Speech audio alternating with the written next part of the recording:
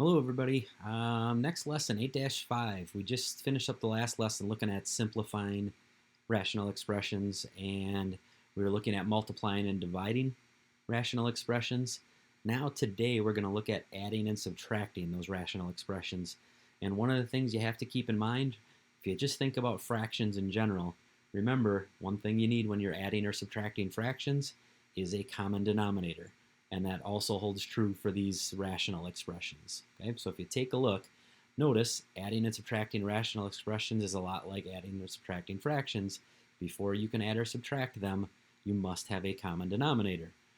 So what we are going to be looking for is the LCD, the least common denominator. So first example here is a problem where you're trying to just find the least common denominator.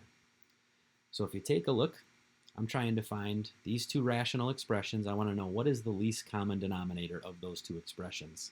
So notice, step number one is to completely factor each denominator. Okay? So if you take a look at the first denominator, I can factor out an x squared, leaving me with an x plus 2. So there's your factored version of the denominator for the first one. Second one, I can factor an x out of all three of those terms, which takes me to right here. And then you can factor the stuff that's inside the parentheses. So that is where this is coming from. Okay? So then they went through and they said, all right, let's make a list of all of the factors and then cross off any repeated factors. Okay, was the idea. But basically what you need to have is you need to have all the factors in the denominator. Okay, so if you take a look, your first one has an x squared and an x plus 2.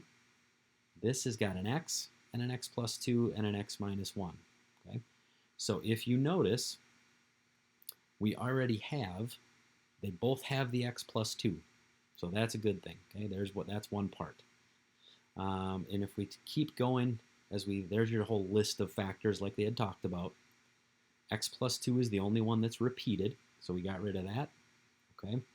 And then the other part, what I want you to notice is that when the only difference between factors is the like exponent, cross off all but the factor with the greatest exponent. So notice here you had an x squared and an x.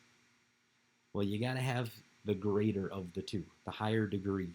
Okay, so that's why x got crossed off, because it wasn't a high enough degree.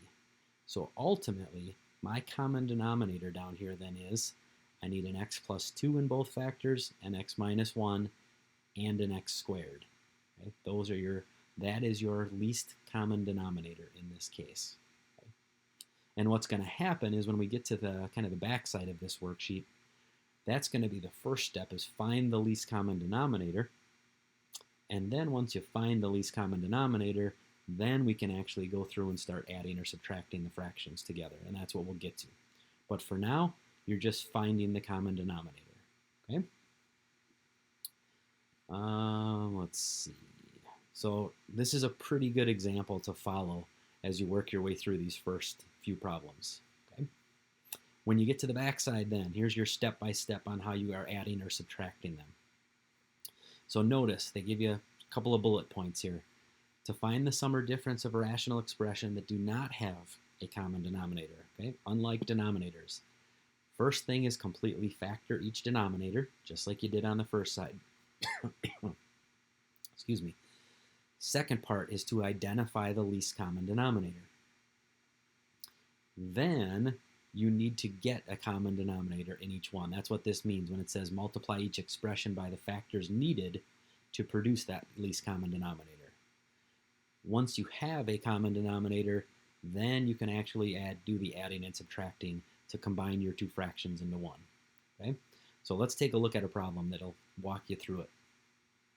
So you are trying to subtract these two rational expressions. Okay? So first thing, we have to go through and factor and find our common denominator. So first denominator, we can take an x out of both. There's my factored form, x times 3x plus 5. Second one, in this scenario, there's nothing that I can factor out. So it's one of those where you got to kind of guess and check a little bit. So factors of 3x squared give you 3x and x. And then you're taking a look at the factors of 35. So in this case, 7 and 5. The only other factors are 35 and 1. And remember, when you're factoring, whenever you have a number in front of the x squared, you got to check the inside two terms. If you multiply those, I get 5x, and the outside would give me 21x. From those inside and outside, can I combine those to get the middle term? That's what you're looking for. And so that's where this factor is coming from. So now if you're identifying the least common denominator, notice the first one has an x and a 3x plus 5. The second one has a 3x plus 5 and an x plus 7. So your least common denominator has to have all of those factors in it. So the first one already has an x, but the second one doesn't, so I would need that. Okay? 3x plus 5 is in both. The second one has an x plus 7. The first one does not, so I would need that as well. So there's your three factors that you need in each fraction. That's your least common denominator. So now that we've identified that least common denominator, now I can actually work on creating it. Okay? So what they're doing here is we're going back up to the original problem, but the denominator is in factored form, and here's what I was talking about before. The first denominator has an x and a 3x plus 5, but it doesn't have the x plus 7. So we need to multiply both numerator and denominator by x plus 7 so that I have that as now a factor in my denominator. Second fraction has the x plus 7 and the 3x plus 5, but it doesn't have the x. So we need to multiply numerator and denominator by x in order to get my common denominator. Okay? That is where this step is coming from, right here. Now notice the two denominators, they both have an x, they both have the 3x plus 5, and they both have the x plus 7. So they have the common factors in both of them. And so then at this point, what we can now do, I would suggest, they didn't do it on this problem, but what I would suggest is going through and actually multiplying this out. So you get the 2x squared plus 14x. And then you are subtracting this one again. You didn't have to worry about it, but let's say that this was more than one term. Remember, when you're subtracting, you're going to have to subtract everything that's in the numerator. So if this was like 14x plus 5, and I'm just making this up just so you know, you'd have to subtract the 14x and subtract the 5. Okay? If it was 3 terms, you'd have to subtract each one of those. Basically, you need to distribute that negative sign through each one of the terms. Okay? So if we do that, notice you end up with, now I can take my two fractions, combine them into one by subtracting, and if you notice, the 14x's cancel out in the numerator. Okay?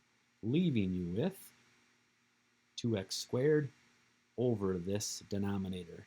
And then if you notice from here, they said go ahead and simplify. Again, I will tell you, you do not have to multiply these factors back out. Okay? So the only thing that you really need to do is that x canceled out this one of these x's in the x squared.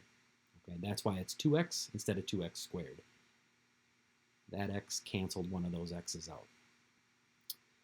But otherwise, your simplified version then is here's your answer right here. Again, you can leave the denominator in factored form. You do not have to multiply it back out. And the only thing then left is you got to go back to your original factored form, your common denominator, and check to see which values of x cannot equal 0. So if you came back up to this original part right here, there's where that's why x can't equal 0. This factor is why x cannot equal negative 5/3, and this factor is why x cannot equal negative 7. Okay, so I know it's a lot. It's getting more difficult here at the end of the year, the last couple lessons. But just take it step by step. And again, if you have any questions on any of this, send me an email, jump on the chat room during office hours. If you want me to walk you through something on WebEx, that's perfectly fine. Just let me know and we'll set something up. Okay? But otherwise, factor, find your common denominator. I'm going to come back up to these bullet points. Find your common denominator. bullet point number 3 is actually getting your common denominator, and then bullet point number 4 is actually combining the two fractions into one and simplifying.